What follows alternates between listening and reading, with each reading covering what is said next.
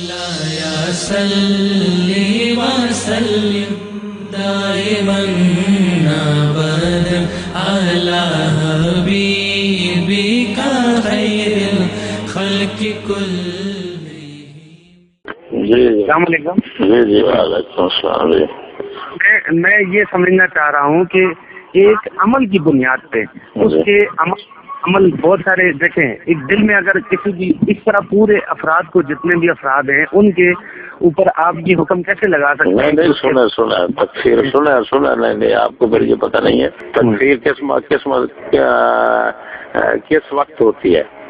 تکفیر کس وقت ہوتی ہے اور کون یعنی کس عقیدے پر جا کر ہوتی ہے یہ آپ کو معلوم ہونا چاہیے. ایک ہوتی ہے ایک ہے معرفت عدم. جی جی. ایک ہے معرفت عدم. جی. ایک ہے عدم معرفت. جی. ان دونوں میں فرق جانتے ہیں آپ فرما دیں میں زیادہ سمجھ جاؤں گا اپنے انداز میں. نہیں ویسے بتائیں نا آپ جانتے ہیں اس کا فرق کیا ہے. معرفت عدم اور عدم معرفت میں کیا فرق ہے؟ اگر آپ ایسی باتیں نہیں جانتے تو پھر آپ صرف سمجھنے کی کوشش کریں پھر بحث کی کوشش مت کریں. دیکھیں میں یہ سمجھنا آپ سے سمجھنا چاہ رہا ہوں کہ جب یہ کیونکہ وہ مجھے معلوم ہے کہ آج کل جو جتنے بھی یہ مدارس ہیں نا ان کا علم بالکل سرسری ہوتا ہے. اساتذہ بھی سرسری پڑھاتے ہیں اور پڑھنے والے بھی نہ ان کو کتاب کا پتہ ہوتا ہے نہ ان کو کتاب کا پتہ ہوتا ہے کہ کتاب کیا کہہ رہی ہے اور اصل علم کیا ہے, فن کیا ہے. فن جب تک سمجھ نہ آئے تو پڑھنے پڑھانے کا کوئی فائدہ نہیں ہوتا. اور دیکھیں حضور گزارش یہ ہے کہ میں آپ کے علم کے اوپر کوئی ایسا نہیں کر رہا ہوں. میں صرف اور صرف علماء کے اس جو جمہور علماء کے اتفاق کی بنیاد پہ جو چیزیں میں وہ سمجھنا چاہ رہا ہوں کہ گناہ کبیرہ اس بات پہ جب اتفاق ہے کہ گناہ کبیرہ کی بنیاد پہ کفر لازم ہے. نہیں سنیں آپ کو یہ چیز ہے نا میں اعتقاد بنیاد بنا رہا ہوں. میں کبیرہ گناہ کو بنیاد نہیں بنا رہا. آپ سمجھیں ایک ہوتا ہے معرفت عدم ایک ہے عدم معرفت. معرفت عدم کیا ہے؟ معرفت عدم یہ ہے نہ جاننا نہ ماننا. اس کو کہ معرفت عدم کو کہتے ہیں نہ ماننا. جی جی. کیا کہتے ہیں؟ سمجھیے. ہاں جی, نہ ماننا. اور عدم معرفت کا مطلب ہوتا ہے نہ جاننا. معرفت نہیں عدم معرفت یعنی معرفت کی نفی. چل تو ایک ہے نہ ماننا ایک ہے نہ جاننا. تکفیر ہمیشہ ہوتی ہے نہ ماننے پر. نہ جاننے پر تکفیر نہیں ہوتی. سمجھ آ رہی کہ نہیں؟ لیکن ایک ہے تکفیر. تکفیر کا تعلق کس کے ساتھ ہے؟ شخص کے ساتھ. ایک ہے کفر. اس کا تعلق کفر کا شخص کے ساتھ بھی ہو سکتا ہے اور قول کے ساتھ بھی ہو سکتا ہے عمل کے ساتھ بھی ہو سکتا ہے. جی. جب ہم کہتے ہیں کہ یہ قول کفر ہے یہ قول کفر ہے یہ سنو نا تو قائل کو ایک تکفیر کو یہ مستلزم نہیں ہوتا.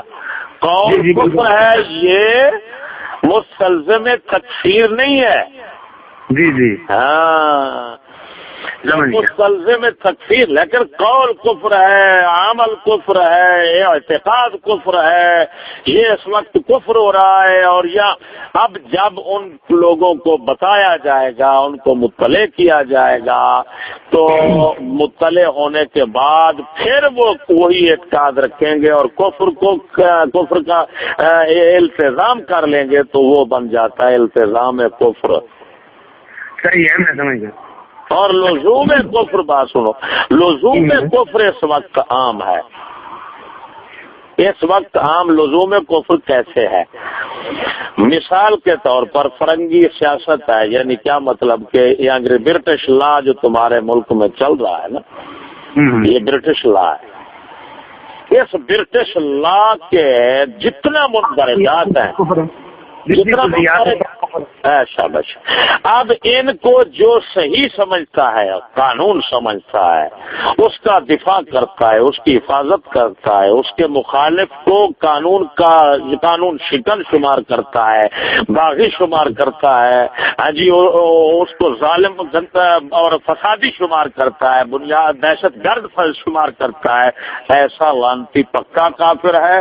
اب رہا تعیین کا مسئلہ تو تعیین نہ نام گن کر بھی ہو سکتی ہے اور بغیر ناموں کے بھی علی الابہام علی الاطلاق تکفیر یہ عام یعنی یہ کفر عام ہو رہا ہے. یہ ٹھیک ہے میری بات کہ نہیں ہے؟ نہیں، کسی حد تک اس بات کو تسلیم کیا جا سکتا ہے، لیکن میں آپ کو اپنا ذاتی نقطہ نظر نہیں نقطہ نظر آپ نہیں عرض کر سکتے. آپ میری بات سنیں، میں عرض کر رہا ہوں یہ بڑے علم کی بات ہے. نقطہ نظر صاحب علم پیش کر سکتا ہے. یہ علم یہ آپ کے بس کی بات نہیں کہ آپ نقطہ نظر عرض کریں. آپ کا کوئی نقطہ نہیں ہونا چاہیے. آپ صرف بات کو سمجھیں. اگر آپ کی سمجھ میں آتی ہے کہ یہ بات صحیح ہے تو اس کو مانیں. اگر نہیں تو آپ کہیں کہ میری سمجھ میں نہیں آتی تو آپ کہیں. اور مثال دیتا ہوں. یہ مثلا اسمبلی ہے نا، اسمبلی. اچھا، اس کا اسمبلی کا کیا مطلب؟ مقننہ ہے، وہ قانون ساز ہے. ٹھیک ہے. اور قانون ساز، اور قانون ساز رسول قانون کس طرح کے بناتے ہیں؟ اعلی الاطلاق، ہر طرح کا. ٹھیک ہے. تو اس طرح مقنن ہونا یہ صرف رسول کا کام ہے. آپ کو پتا ہے رسول اور نبی میں کیا فرق ہوتا ہے؟ جی جی. نبی مقنن ہوتا ہے. نبی قانون رسول کی اتباع کرتا ہے. جی جی. خود مقنن نہیں ہوتا. ہاں جی. تو رسول اکرم ہمارے وہ قانون ساز ہے، سبحان اللہ، کہ جن کے سامنے تمام انبیاء کی شریعتیں منسوخ ہو گئی. اور یہ برٹش لا جو ہے، یہ اسمبلی جو ہے، یہ برٹش لا، یہ مقننہ، یہ قانون.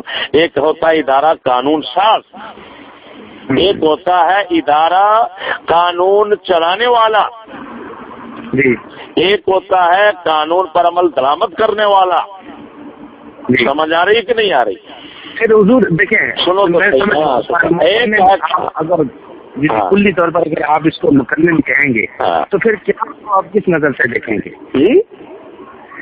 قیاس کو میرے اصل مطلب یہ کہ پھر تو اس کا مطلب یہ ہوا کہ جو قیاس کے ذریعے سے جو حکم ثابت ہو رہے ہیں پھر تو ان کو بھی غیر شرعی اور غیر اسلامی قرار دینا پڑے گا. قیاس کے ذریعے کون سے قیاس کے ذریعے؟ میں قیاس شرعی کی بات کر رہا ہوں کہ اگر آپ یہ کہیں کہ مقنن کا مطلب یہ ہوتا ہے کہ جس کی نبی صلی اللہ علیہ وسلم کے مختص اعظم ناس کے مقابلے میں قانون بنانے والے کو کہتے ہیں. جی، مقنن کہتے ہیں ناس کے مقابلے میں قانون بنانے والا. یہ تعریف کس نے کی ہے؟ بھائی یہ تعریف جب آپ کہیں گے نا اسمبلی تو اس کا یہی مطلب ہے کہ وہ ناس کے مقابل قانون بنانے والا ادارہ ہے. جی جی. ہاں نہیں، مقنن کی یہ ڈیفینیشن دیکھیں نا، یہ ڈیفینیشن لغوی اعتبار سے تو قانون ساز ہے اس کا معنی. میں اصطلاح کی بات کر رہا ہوں. آپ کو عرف اور اصطلاح اور لغت کا کوئی فرق نہیں آتا کیا؟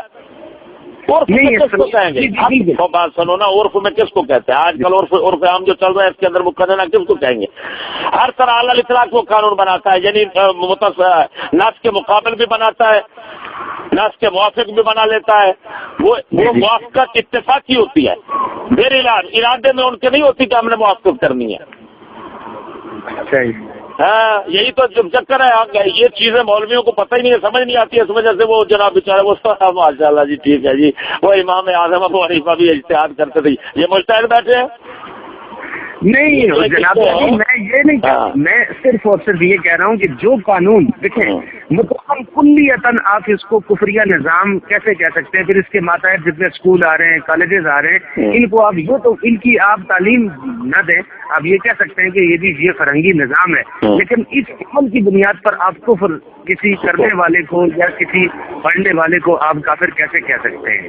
سنو نا، بالکل سنو، یہ کوئی بھی ادارہ جب چلتا ہے نا، کوئی ادارہ بھی چل رہا ہے نا، تو اس ادارے کی بنیاد اس بات پر رکھی گئی ہے، سکول کے کوئی سکول ہے اس کی بنیاد اس بات پر رکھی گئی ہے کہ یہ فرنگی حکومت نظام جو ہے اس کے اندر بھرتی ہونا. یہ پہلے دن سے یہ سکول کھولنے چلانے کا مقصد یہ تھا. اور دوسری بات یہ ہے کہ فرنگی تہذیب کے بغیر تو فرنگی تعلیم قرار ہی نہیں دی جا سکتی. یہ تعلیم ہی اس کے ساتھ یعنی لازم ملزوم ہے.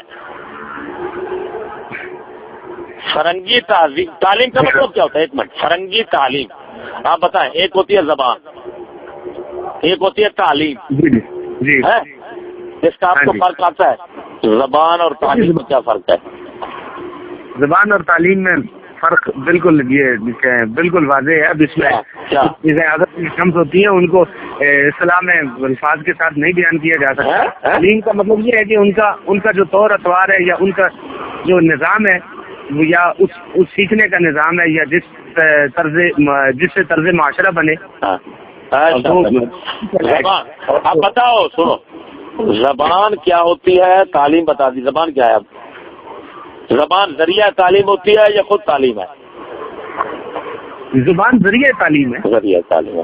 اب بتاؤ، تعلیم کافر کفر ہوگی یا تعلیم کافر اسلام ہوگی؟ جی دیکھیں، تعلیم دیکھیں اب بھائی فرق اسلام کی تعلیم ہے نا. سنو اسلام کی ایک تعلیم ہے وہاں پہ.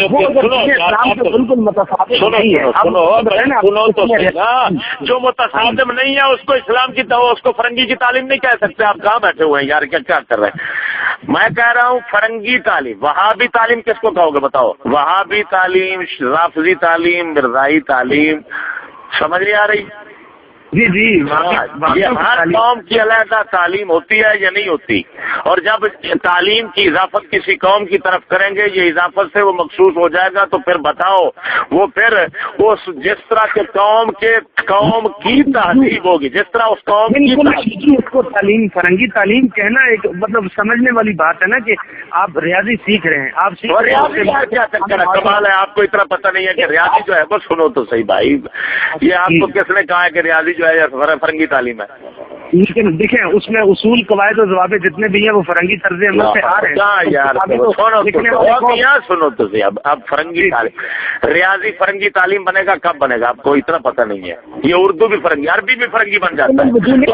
میاں سنو یار، وہ تو انہیں کے آ رہے ہیں. وہ میاں پھر وہی بات، کلیات کس کے آ رہے ہیں؟ سنو کلیات بھی آ رہے ہیں. وہ میاں کلیات خدا کے نصاب ان کا مرتب ہے.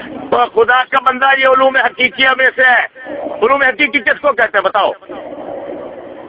فرنگی کل پیدا ہو رہے ہیں، ان کو بونڈ دھونے کا پتہ نہیں تھا جب ریاضی چل رہا ہے. تمہیں اتنا ہی پتہ نہیں ہے، فرنگی کہہ رہے ہو. تم بتاؤ، پہلے تو یہ لانسی چرخا کاترا بھی نہیں جانتے تھے. آپ بتائیں، جب کسی علم کو کہا جائے گا یہ علم حقیقی ہے، اس کا کیا مطلب ہے؟ حضور ایسا میں سفر میں ہوں، گاڑی میں 2-3 بار لگتے تو میں اچھا. بہرحال آپ جو ہے نا، آپ ایسے مسائل میں بالکل بات نہ کیا کریں، کیونکہ آپ کو ان مسائل کی کوئی سمجھ ہی نہیں ہے.